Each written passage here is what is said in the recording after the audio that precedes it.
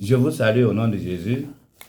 La suite, ce matin encore, c'est par rapport aux bénédictions qui ont été prononcées par la bouche de Noé, que Dieu a scellées et qui font l'objet de polémiques. Et même ce que je vais dire là, ça va soulever beaucoup de polémiques. D'autres ne seront pas contents, ils ne seront pas d'accord. Mais moi, ça m'engage. Ils sont libres de le croire ou bien de ne pas croire, mais c'est écrit. Vous savez, ce que Dieu a dit là, les hommes devant avec qui il a dit ne sont plus là, mais Dieu, lui, il est là pour confirmer, pour donner valeur toujours à sa parole. Donc, après que Noé ait fait l'alliance avec Dieu, il va être le premier opérateur agro-industriel et il va planter la vigne. Non seulement il va la planter, il va la transformer, il va être le premier consommateur dans le deuxième monde. Le premier acte du péché dans le deuxième monde, après le déluge universel, c'est Noé l'auteur. Mais vous allez voir que Dieu ne va pas réprimander Noé, mais il va répercuter ça sur Cam et sa postérité. C'est Cam qui a constaté, et au lieu de reconnaître, de craindre Dieu pour honorer Noé, alors il est allé en fait de ça, il a fait de ça un sujet de moquerie. Et quand les deux frères, Japheth et Sem, ont compris ça, ils ont honoré, ils ont réhabilité Noé. Et donc à son réveil, il va prononcer 3 sortes de paroles. Les premières paroles adressées à Sem, c'est que l'Éternel soit le Dieu de Sem. Donc ça, par la bouche de Noé, Sem est l'allié de Dieu. L'allié de Dieu. C'est pourquoi jusqu'à preuve de contraire, l'alliance avec le Dieu créateur des cieux et de la terre, c'est les descendants de Sem. C'est pourquoi du milieu d'eux, il a choisi Abraham. C'est pourquoi du milieu de Jésus est venu. C'est pourquoi on dit le salut vient des Juifs. La deuxième parole qu'il va prononcer, nous sommes dans Genèse 9 à partir du verset 25, c'est au sujet de Japheth.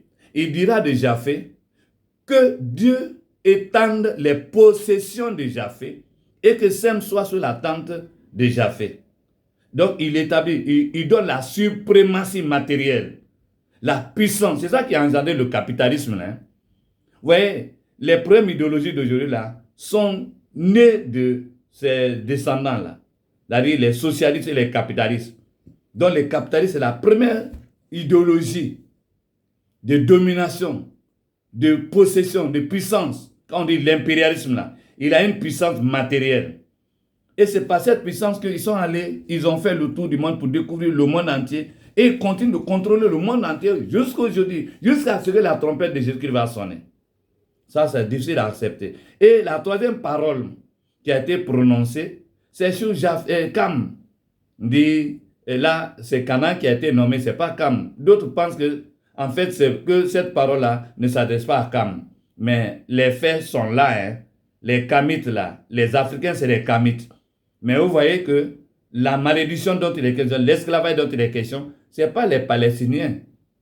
C'est les Africains. C'est les Africains dans leur ensemble qui ont été des esclaves, qui ont connu la traite des esclaves. Et qui sont jusqu'à maintenant, jusqu'à ce que la trompette sonne là, ils sont assujettis, dominés, impuissants, incapables. Vous savez la place des Africains dans la statue de Nebuchadnezzar là, les pieds avec le fer et l'argile là. L'argile là, c'est les Africains, c'est les pays pauvres. C'est-à-dire que l'argile ne va jamais devenir le fer ne va jamais devenir l'argile. Ils vont cohabiter ensemble. C'est quand Jésus va venir, il y aura donc équilibrage, il y aura justice, il y aura paix, il y aura égalité. Mais en attendant, les uns vont dominer les autres. Quoi qu'ils fassent. Alors ça choque, mais c'est écrit, c'est pas moi qui l'ai écrit, à moins que vous rejetez totalement la Bible. Mais si vous considérez qu'une partie de la Bible c'est la vérité et que ça c'est pas la vérité, ça c'est vous que ça engage. Mais c'est ça. Donc que Dieu vous bénisse pour la prochaine séance encore, toujours concernant les bénédictions divines au nom de Jésus-Christ. Merci à vous.